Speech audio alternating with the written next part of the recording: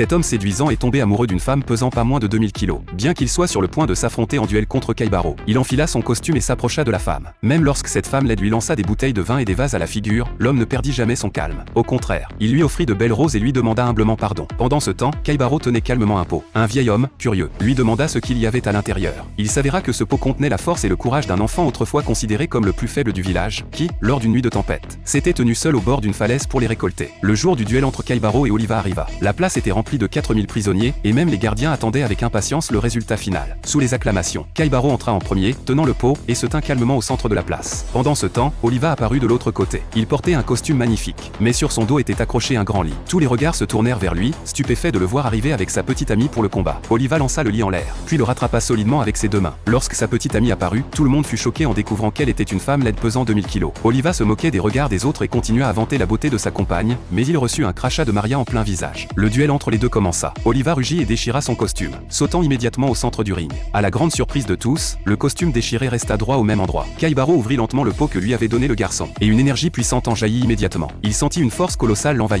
Déterminé, il enleva son bandeau et proposa à Oliva un combat d'hommes véritable. Chacun devait saisir une partie du bandeau d'une main, tandis qu'ils attaquaient avec l'autre. La première personne à lâcher son prise serait considérée comme perdante. Les deux étaient très confiants en leur force. Kaibaro pouvait faire un poirier avec un seul pouce, tandis qu'Oliva était capable de plier une pièce de monnaie en 4 avec un seul doigt. Lorsque les deux saisirent le bandeau, Kaibaro lança instantanément un coup de poing qui envoya Oliva valser. Mais la main d'Oliva ne bougea pas d'un pouce. Kaibaro continua son attaque, et juste au moment où Oliva allait s'écraser au sol, la foule cria de surprise. Oliva avait réussi à se stabiliser dans une position des plus étranges. Dans ce face-à-face entre le pirate le plus fort, Kaibaro, et l'homme aux muscles les plus imposants, Oliva, qui remportera la victoire finale.